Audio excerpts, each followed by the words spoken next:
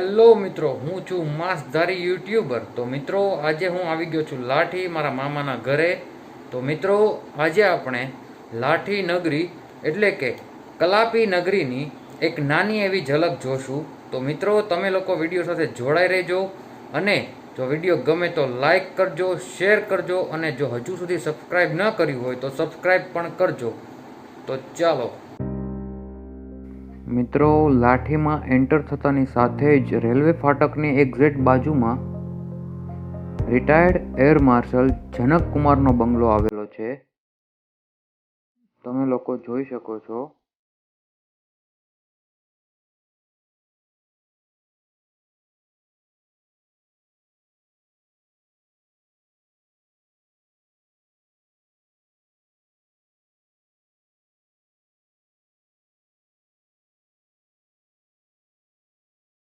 અને તે ત્યાંથી લઈને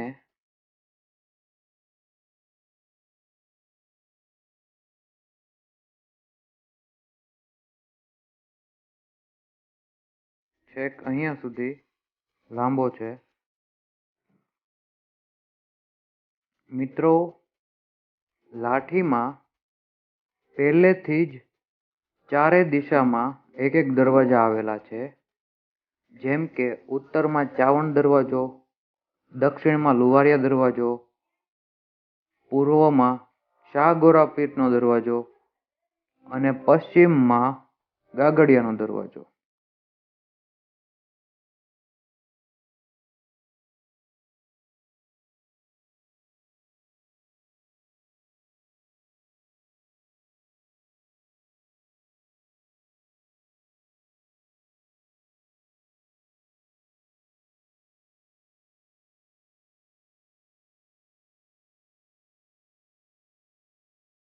મિત્રો, આ જે સામે દેખાઈ રહ્યો છે તે દરવાજો ભવાની જેમ્સ એટલે કે શ્રી મંજીભાઈ રૂડાભાઈ ધોળકિયા દ્વારા નિર્મિત છે.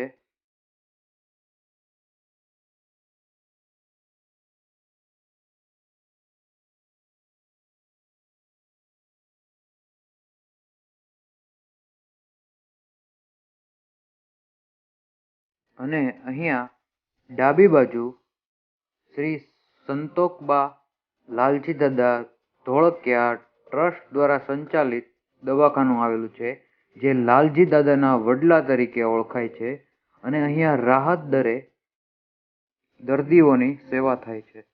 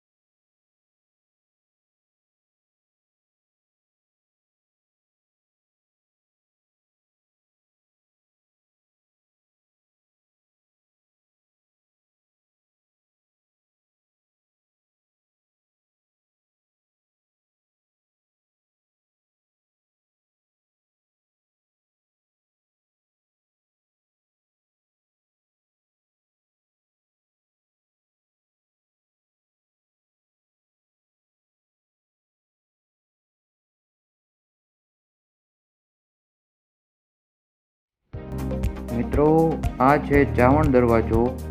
તે જેવો પહેલા હતો તેવો જ અત્યારે જોવા મળે છે. સુરસિંહજી તખ્તસિંહજી ગોહિલ એટલે કે કલાપી દ્વારા રચિત બે લાઈન જો અત્યારે કેવી હોય તો, જ્યાં જ્યાં નજર મારી ફરે ત્યાં ત્યાં યાદી ભરી છે આપની. મિત્રો, આ છે કલાપી તીર્થ સંગ્રહાલય, કલાપી મ્યુઝિયમ, અને આ છે લાઠી સ્ટેટનો સિમ્બોલ, તમે લોકો જોઈ શકો છો.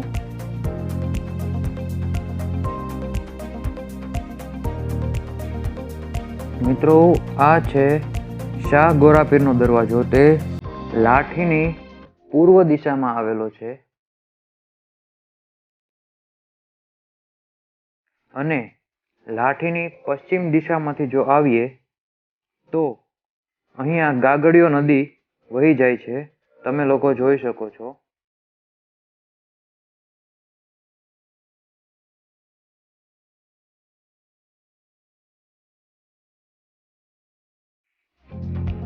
આ ભાઈ માછલીને દાણા નાખી રહ્યા છે.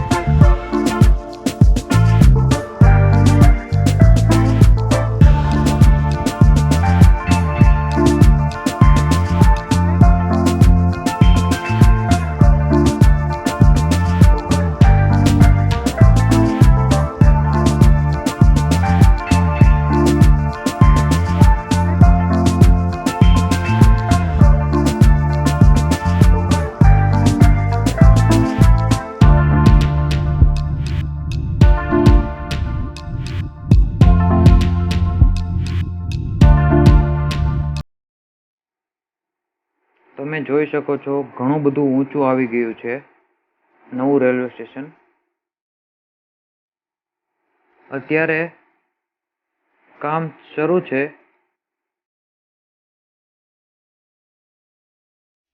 તો મિત્રો, કેવું લાગ્યું લાઠી?